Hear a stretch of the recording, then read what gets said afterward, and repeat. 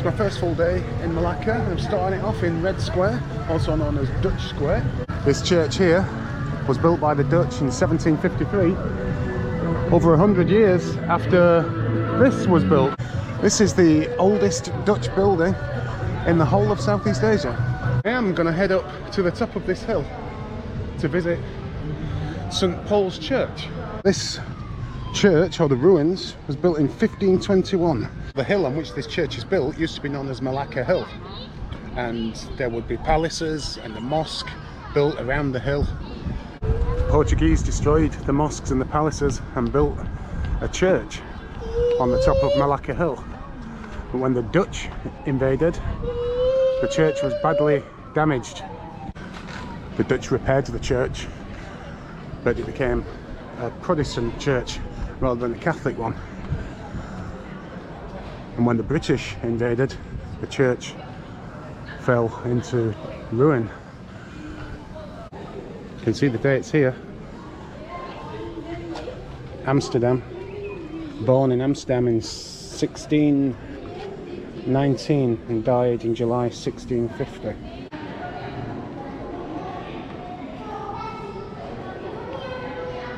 This is A Famosa, which is part of the old Portuguese fortress.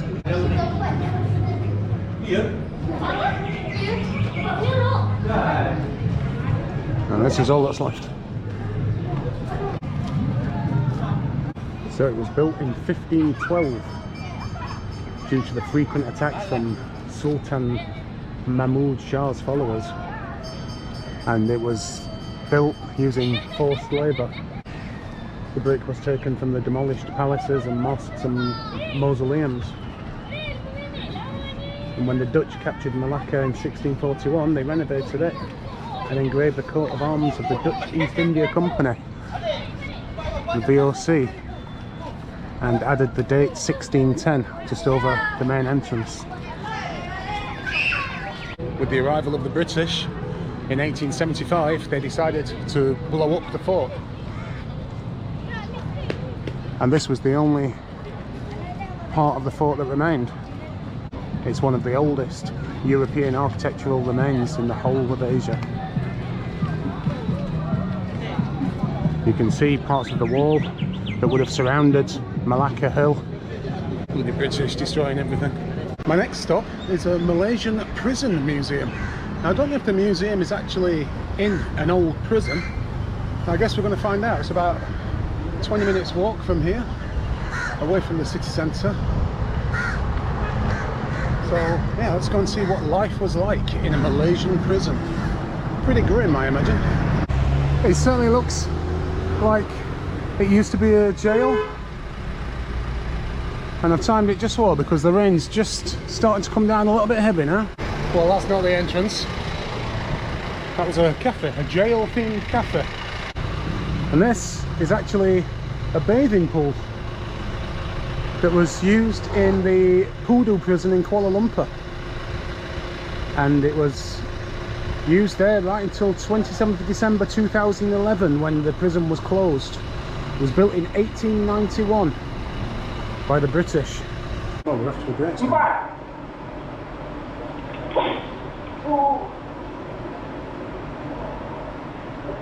Yeah, it's pretty graphic.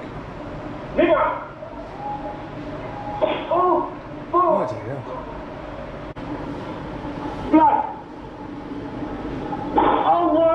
It's all very confusing, this museum. You just kind of come in and just go wandering off. There doesn't seem to be any particular direction. And this is where the prisoner's family would come and visit. Well, they certainly don't hold back in this prison. These are pictures of a post-mortem on a prisoner that passed away due to swallowing drugs.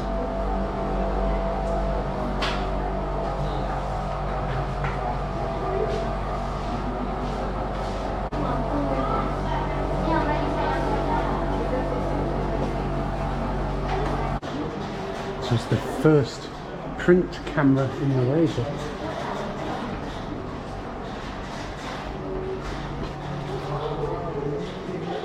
Wow. This is the pool that was used by all categories of prisoners to bathe and clean their clothes. This fire engine water pump used during the 1970s at the detention centre in Taiping. It's built in Oxfordshire. The place is absolutely massive, so it's quite difficult to not miss any of it because you just don't know which direction you're going in.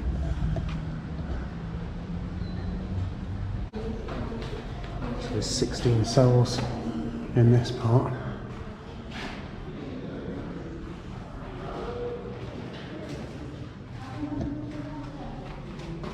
One of these would be a waste barrel and one would be clean water. Imagine this being your life.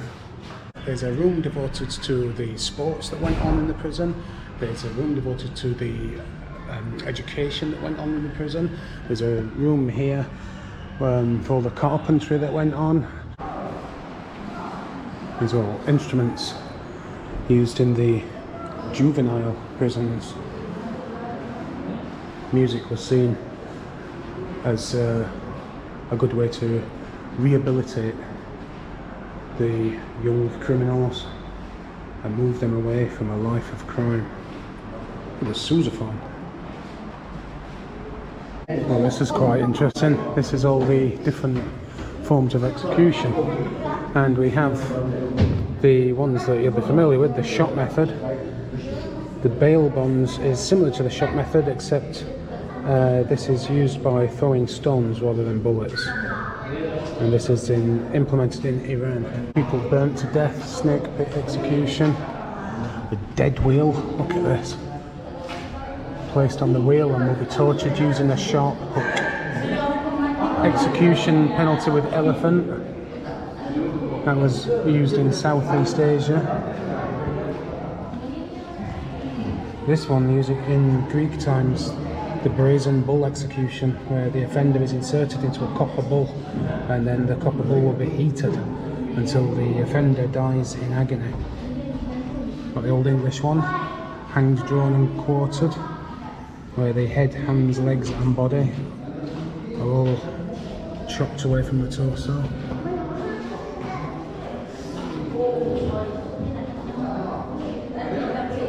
That's the garrote, which was actually only banned in Spain in 1978, and Andorra were the last country in the world to ban it in 1990.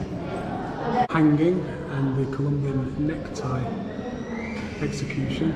Being buried alive, used in the Second World War by Japanese soldiers. Slow slicing, look at this.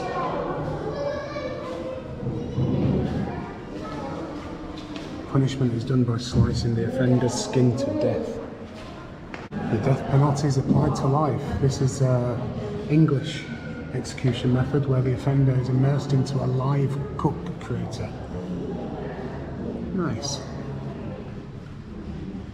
Kind of really gets you when you see actual photos of these methods. Just shows you how recently these were used.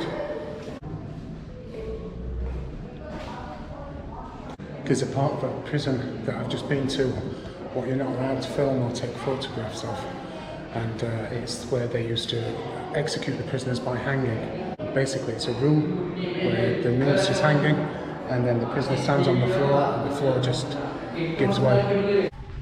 Got the indoor clinic here. Nearly missed all this part of it. There's a big courtyard. Not sure what this is, there's not much information. Wow, bloody hell, this is where they would cane the prisoners. Again, not allowed to take a photo of that. It seems that anything that's relating to executions or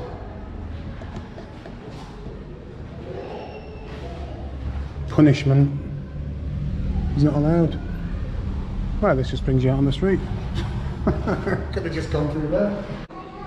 Wow, this is the prison in Taiping, which is the first ever prison.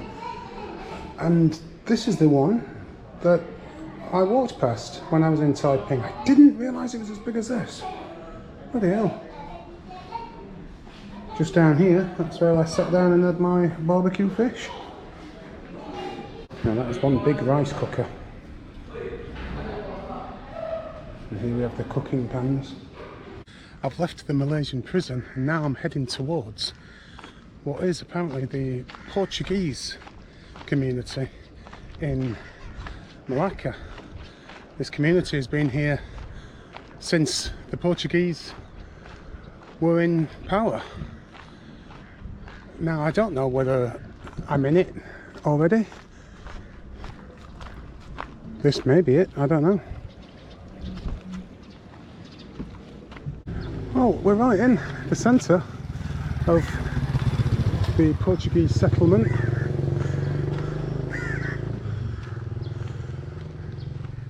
There's information here. This residential area has been gazetted under the Preservation and Conservation of Cultural Heritage. So all these streets I just walked down, this is the Portuguese settlements from centuries ago. Here we have an open air stage in the Portuguese settlement. I would imagine this is where they had the Christmas party, the New Year's Eve party. Portuguese Square.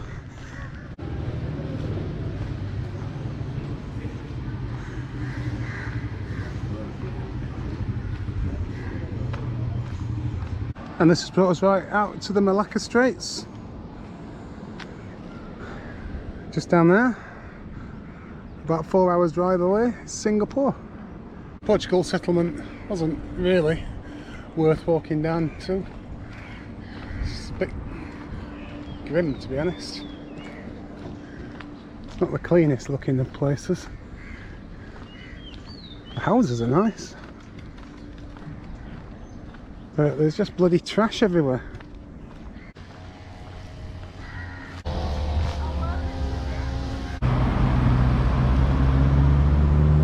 Bought myself a new backpack because my other one was falling apart, and it was only 12 quid, no face, and it's genuine as well because look, it even says it on it.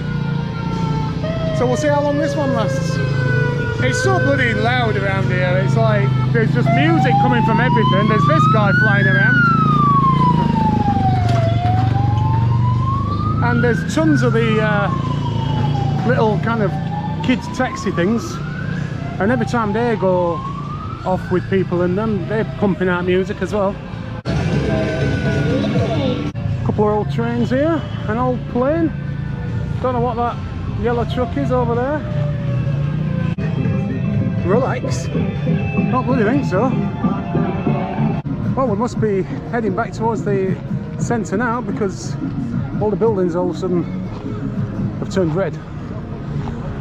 So we must be at the other side of the Red Square or Dutch Square. Souvenirs here since 1982. Part of the old Portuguese wall here. Would have been part of the fortress surrounding the church on Malacca Hill, as it was then called. I meant to go on this today and forgot, just walked straight past it. This thing here, which goes up and rotates and gives you great views over the city. I have been on it before, I'm not sure how much it is. Can't imagine it being too expensive, otherwise I wouldn't have gone on it last time. Well, that's the thing I can do tomorrow. I have one more full day here, so there's no rush to get everything done. And over here is the Medan Salera Craft Centre. Is that this? Yes. What is it? Ambil baju dah.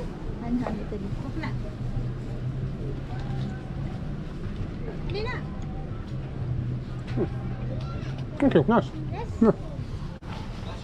I've seen them selling it all over, in all the markets. They just have these big vats of it bubbling away. And just over behind this model of an old Portuguese galleon, I have spotted some stalls, a little market it looks like. I'm not sure what they sell, but we can go and have a look. It's just a little food market. So it's just one of the side streets from the Jonker Street that runs through the heart of the old town. You can see if you just come down the side streets, there's some really, really nice places. check this little coffee shop out.